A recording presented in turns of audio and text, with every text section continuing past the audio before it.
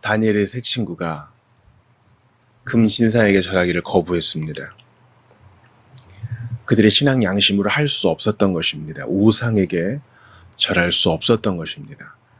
아닌 것은 아니라고 한 것입니다. 이 얼마나 복된 태도입니까? 생각 좀 해보고요. 이게 아니었습니다. 단호했습니다. 그렇다고 무례하지는 않았습니다. 7배나 뜨거운 풀무에 느부갓네살이 던져 넣었습니다. 형을 집행하려 했던 사람이 죽을 만큼 그만큼 뜨거웠습니다. 그러나 하나님이 그 풀무 가운데 함께 하셨습니다. 우리는 그것을 육화하신 그리스도 또는 그분이 보내신 사자, 천사라고도 봅니다. 인자와 같은 모양을 하고 있는 옷도 타지 않고 얼굴도 그을리지 않았습니다. 결박만 풀렸습니다. 그러니까 우리가 고난의 풀무 가운데 있을 때 하나님은 우리를 죽이시려 함이 아니요 우리를 더욱 온전히 하게 하시고 또 높이고자 하십니다. 동시에 우리를 얽어매던 이 올무는 푸십니다. 우리가 끝까지 견디는 게 얼마나 중요한지 몰라요. 하나님을 향하여 지사충성하며 끝까지 견뎌낼 때 나도 모르는 사이에 나를 얽어매던 죄악의 습관이 벗겨져 나가고 나를 억누르던 여러 가지 장애물이 해결되는 것을 보게 됩니다. 죽으면 죽으리라! 이 자세, 에스더의 자세죠. 여러분 제가요 상당히 미국 중심주의적인 메시지이기는 한데 미국이 전장에서 전사한 군인의 시체를 가족들에게 양도하는 영화를 한번 본 적이 있어요. 제가 그걸 2번인가 봤을 거예요. 2번 보는 내내 울었습니다. 실제로 그렇게 하는지는 모르겠지만 군인에 대한 예우가 대단하더군요. I appreciate 하면서 당신의 수고에 감사합니다. 돈 받고 일하는 사람들인데도 나라를 지켜주는 것에 대한 감사를 표하고 또한 그 시체를 양도하는 이 장교가 예의를 갖추고 상당히 명예롭게 단정하게 합니다. 잠도 관 옆에서 잡니다. 항상 정복을 입고요.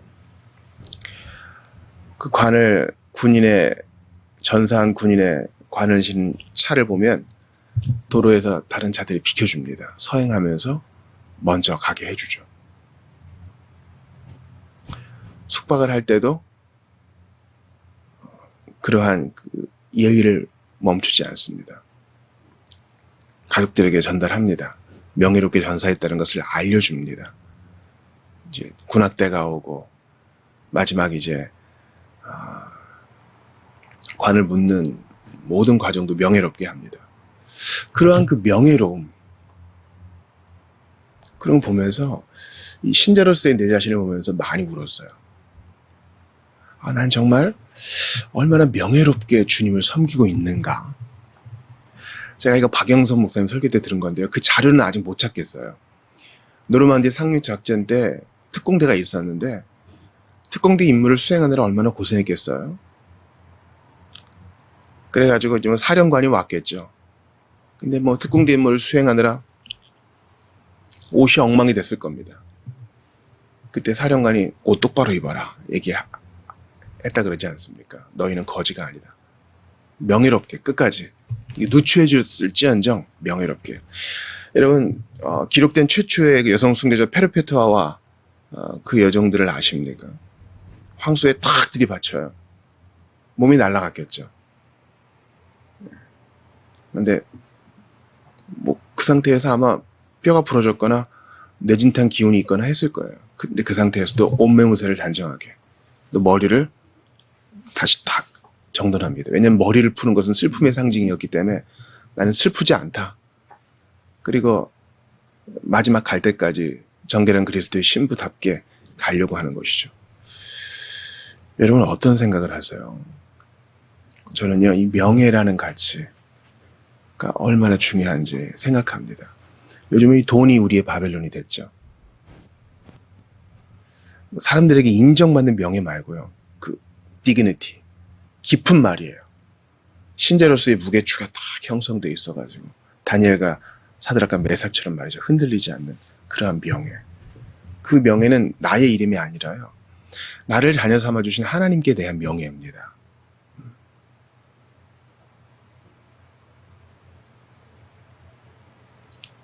우리가 죽으면 죽으리이다.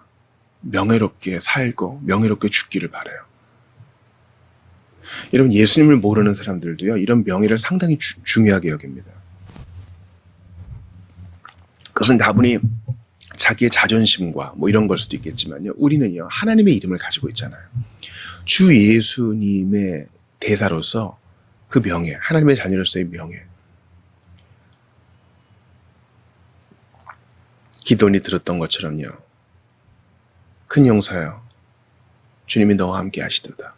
하나님이 우리와 함께 하심으로 살든지 죽든지 명예롭게 우리가 대처하기를 바랍니다. 그때 오늘 본문에 보니까 믿지 못할 일들이 벌어져요.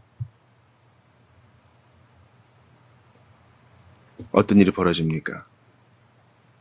느부갓네살 왕이 하나님을 찬송해요. 나의 하나님이 있는 줄은 모르겠고 너의 하나님, 너희들의 하나님 사드락과 메삭과 아벳느고를 살리시고 풀무에서 건지시고 그들이 지조를 높이신 하나님을 내가 찬양한다. 참 대단하신 분이다. 인정한다. 봤으니까요. 이 지도자라면 이 정도 공정함은 있어야 돼요. 끝까지 고집을 피우면 안 돼요. 그럼 뭐 칼 갖고 칼일로 죽여야지. 이렇게 하지 않아요. 이미 결단이 난 거예요. 결판이 났어요. 아, 히브리인들의 시인들이 더 크구나. 이미 다니엘 때 경험했지만 이번에 또 한 번 확실히 경험한 거죠. 그가 그의 천사를 보내사 자기를 의뢰하고 그들의 몸을 바쳐 왕의 명령을 거역하고 그 하나님 밖에는 다른 신을 섬기지 아니하여 그에게 절하지 아니한 종들을 구원하시도다. 풀무에서도 건졌도다. 근데 생각해 보세요. 느부갓네살이 남유다를 멸망시키는 왕이거든요. 여기서 우리가 어떤 메시지를 받아요? 아, 남유다의 멸망은 사드락과 메삭과 아벳느고처럼 안 했기 때문에 하나님께서 이 고난의 풀무에서 안 건지신 거예요. 징계하신 거죠. 남유다는 어땠습니까? 대다수의 사람들이 하나님을 의뢰하지 않고 자기의 몸을 바쳐 자기의 향락을 추구한 거죠. 하나님께서 이 고난의 풀무 가운데 건지셨다. 근데 너네 나라는 그러지 않았구나. 너희들에게 사드락과 메삭과 아벳느고에게는 없는, 그들에게 있는 것이 너희에게는 없구나. 그러므로 내가 이제 조서를 내리노니 각 백성과 나라와 각 언어 말하는 자, 이제 바벨론은 로마와 비슷한 상황이니까요. 모두 사드락과 메삭과 아벳느고의 하나님께 경솔히 말하거든 그 몸을 쪼개고, 그렇죠? 사무엘이 아각에게 한 것처럼 그 집을 걸음터로 삼을지니. 이거 옛날에 느부갓네살이 겁줄 때 한 말이잖아요. 이는 이같이 사람을 구원할 다른 신이 없음이라. 하나님이 최고다. 지금 느부갓네살이 인정하는 거예요. 느부갓네살이 신자가 되었다고는 말 못하겠어요. 그런데 확실히 인정을 하는 거예요. 너의 하나님 진짜구나. 그러니 내가 본 바 이 하나님이 최고의 신이니 어떤 내 제국의 신민이든지 간에 이 유대인의 하나님, 사드락과 메삭과 아벳느고의 하나님께 함부로 얘기하면 내가 형을 집행하겠다. 이 사형죄, 집을 걸음토로 삼겠다. 이것이 극형이죠. 그만큼 하나님을 존숭하는 거예요. 야, 네, 여러분 생각해 보세요. 이방 나라 왕이에요. 뭐 전통도 없고 성전도 없고 모세율법도 없는 이방 나라 왕이 이렇게 인정을 해요. 근데 유대 나라 왕은 그랬나요? 이런 모습을 안 보였죠. 누구든지 우상 숭배하고 하나님께 함부로 얘기하면 벌을 내리겠다 이러지 않고요. 유대 나라는 오히려 바벨론보다 더 악했던 거예요. 그러고 보면 하나님은 그러니까 고난의 풀무에서 안 건지시고 그들을 징계하신 거죠. 여튼 세속의 왕이 마치 니느웨의 왕처럼 느부갓네살이 이런 반응을 보입니다. 또한 주님이 느부갓네살을 통해 이 세 청년을 높이십니다. 왕이 드디어 사드락과 메삭과 아벳느고를 바벨론 지방에서 더욱 높이니라.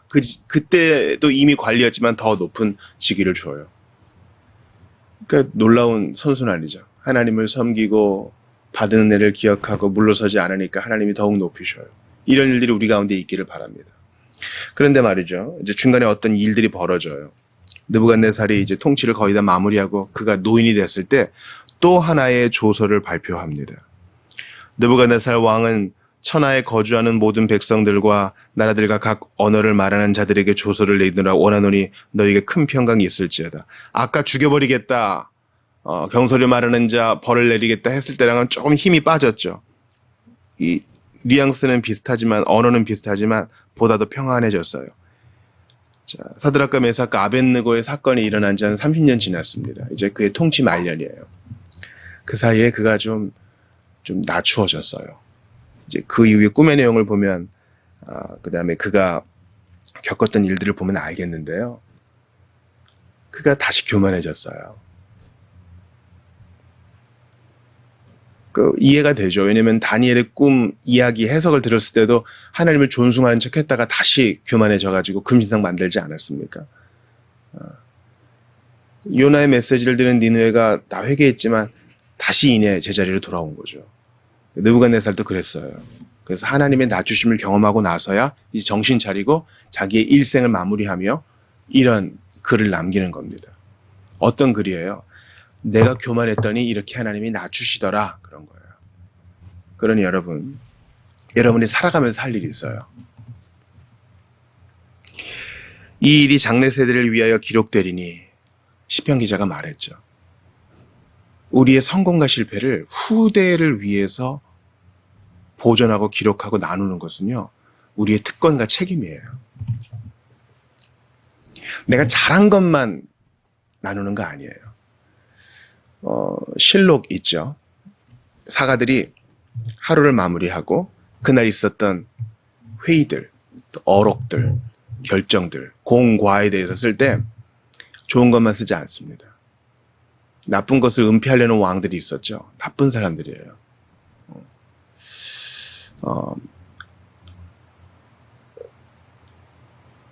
제가 오카노 목사님 아들이 쓴 글을 본 적이 있어요. 아버지에 대해서 정리하려고 했는데 아버지의 옛날 자료들을 본인이 다 없앴다는 거예요. 아버지 본인이.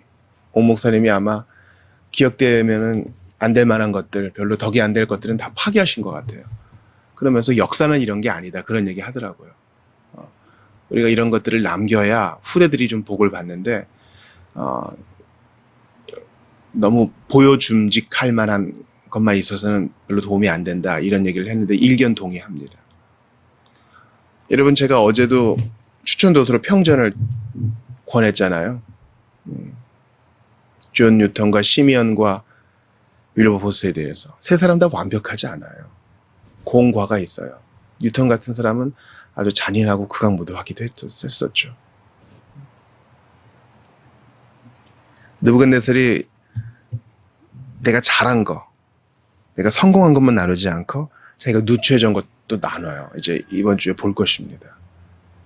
우리도 그렇게 하길 바라요.